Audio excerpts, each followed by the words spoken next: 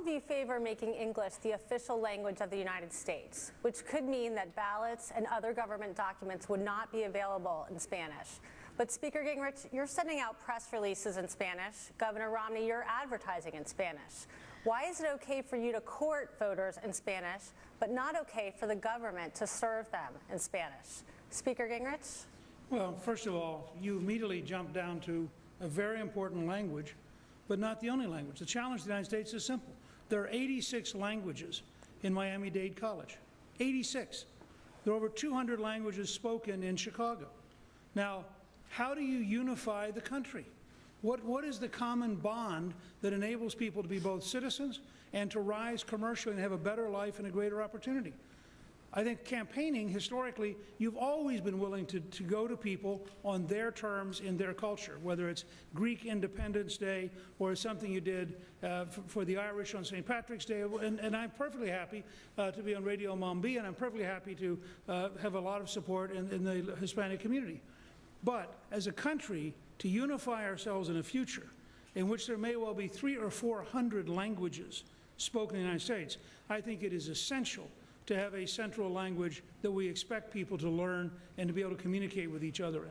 So to be clear, you would only have ballots in English? I would have ballots in English, and I think you could have programs where virtually everybody would be able to read the ballots. Governor Romney, can you take that question? I think Speaker Gingrich is right with regards to what he's described. I'd note that in my state, we had a tradition of teaching people in the language of their birth. And so we had in our school systems people being taught in a whole range of languages. And we had to have teachers that could teach in Cambodian and Vietnamese and other languages. And our kids were being taught in foreign languages in our own schools. And we found at the end of their education experience, they couldn't all speak English well. It made absolutely no sense. And so we campaigned for English immersion in our schools and said kids coming in will have a transition period, then we're going to teach them in English. Look, English is the language of this nation. People need to learn English to be able to be successful, to get great jobs. We don't want to have people limited in their capacity to achieve the American dream because they don't speak English. And so encouraging people through every means possible to learn the language of America is a good idea.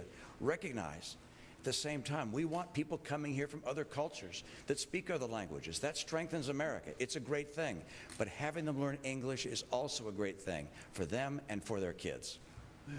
May I take that? Congressman Paul. Yeah, my answer is similar, but a little bit different, because at the national level, obviously, we have to have one language. I mean, we can't have multiple languages, so for legal reasons, we would have one language.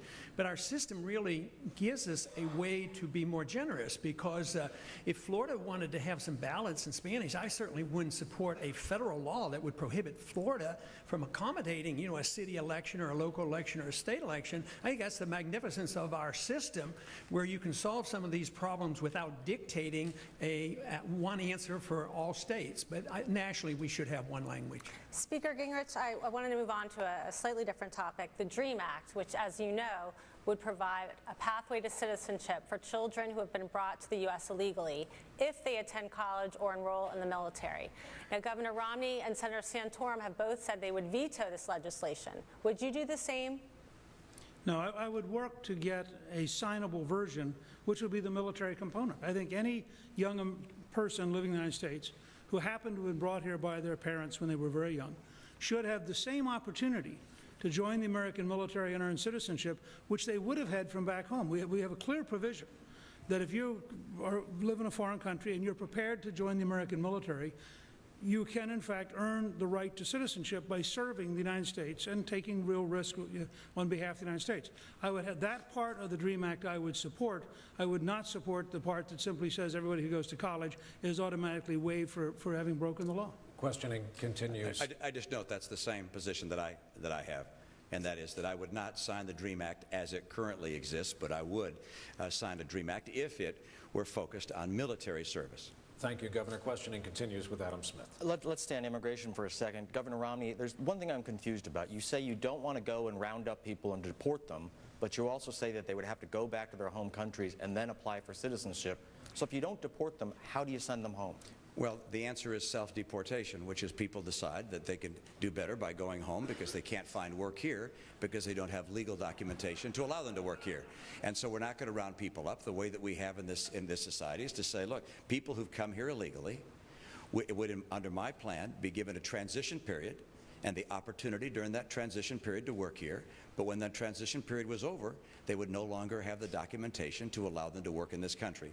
At that point, they can decide whether to remain or whether to return home and to apply for legal residency in the United States, get in line with everybody else. And I know people think, but that's not fair to those that have come here illegally. Isn't that what we have let me now? just- If somebody doesn't feel they have the opportunity to America, they can go back anytime they want to. Yes, we'd have a card that indicates who's here legally, and if people are not able to have a card and have that through an E-Verify system determine that they are here legally, then they're going to find they can't get work here. And if people don't get work here, they're going to self-deport to a place where they can get work.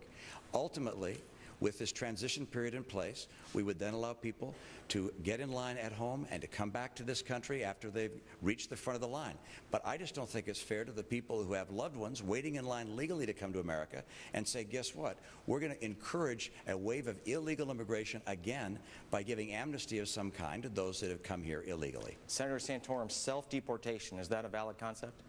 Well, it's happening now. I mean, people are going back now because they can't find jobs because of the lack of employment opportunities. The bottom line is that if you do enforce the law and say that people who are here illegally, who are doing illegal acts, and that is working, which you're not allowed to do, and if you're working, probably you've stolen someone's Social Security number, which you're not allowed to do, and that's another law that is broken, that we should enforce the law. It's not someone who's come here illegally in the first place. They've only broken the law once. They continually break the law in this country, and I don't think that's something that should be rewarded. Our country, my father came to this country, my grandfather came to this country. He left my dad behind for 5 years. My dad was out without a dad for almost the first 5 years of his life. And there are millions of stories across America of people making sacrifices because America was worth it to do it the right way.